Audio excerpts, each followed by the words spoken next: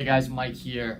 In this video I wanted to talk about string bending a little bit and some ways that'll make it a little bit easier for you to get up to the notes that you need to get up to, and a couple of ways that you can avoid like uncomfortability and pain in your fingers and stuff like that. So the first thing I want to talk about is intonation.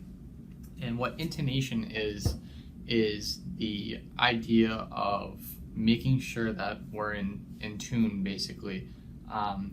With most stringed instruments, it's like super important for us to be cognizant of being in tune and having good intonation, because we have such a sensitive instrument to work with. Unlike piano, where it's the harp of the piano, like the guts of the piano, are constantly like perfectly in tune. With guitar, we're manipulating the strings in a pretty awkward way. They're going through the guitar over to a tuner, and then we're pushing them down with our fingers. So it's a little bit more awkward. So let's just jump right into it. So number one, intonation, making sure we're achieving the right notes that we need to. So to start off with, we have like a couple of different types of bends. One is a half step bend, and the other one is a full step bend. So with the half step bend, for instance, if we're on the 7th fret of our G string and we want to do a half step bend, what is really going on is the pitch that we're achieving, if it's a half step bend, is 1 fret up. So if we bend up a half step, it's the same note as the 8th fret on the G string if we're bending up from the 7th fret, if that makes sense. So 7th fret on the G string, bend up a half step, it's the same note as the 8th fret. So one thing you can practice is going back and forth between the two. So 7th fret on the G string, 8th fret on the G string,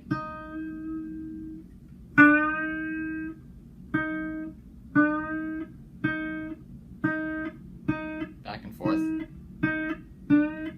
Same thing with the whole step. So again, 7th fret on our G string. It's the same thing as the 9th fret on the G string. Same pitch.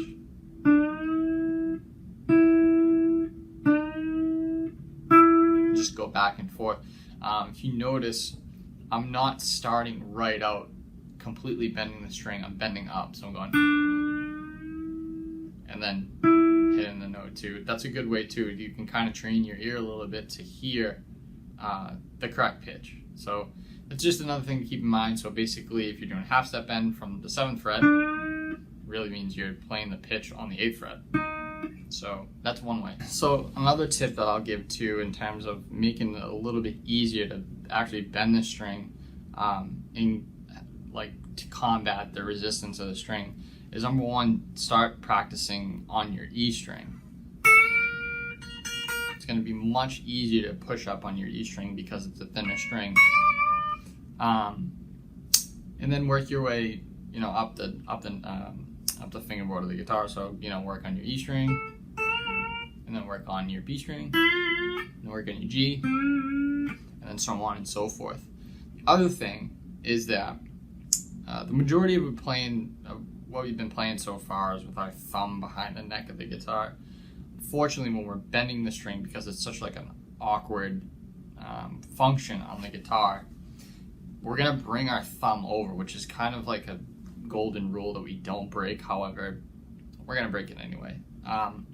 The cool thing about bringing the thumb over the neck is that it serves like as an anchor and a point where we can push up the string up against. So, for instance, if I had my neck kind of just floating on the back of my finger floating in the back of the neck back here, and I push up, my thumb's gonna kind of slide. I have really nothing to really grip onto. But if I bring my thumb up and over, if you try it, you'll see that you're gonna get a little bit more push out of it, as opposed to. Also, if you keep your thumb flat in the back of the neck, which you don't want to do, you're gonna notice your finger's gonna flatten out too. It's gonna feel really awkward, and the strings might slip underneath your fingers. So keep your thumb over, not too much over, but maybe the crook of the inside of your knuckle on the top of the neck, and then push up. So that's it, just a quick little video on some tips you can make your bends just a little bit cleaner and a little bit more comfortable. If you like what you see, make sure to like, comment, and subscribe. Also keep an eye out. I have a blues course coming out soon. So yeah, look forward to hearing from you guys. Thanks so much.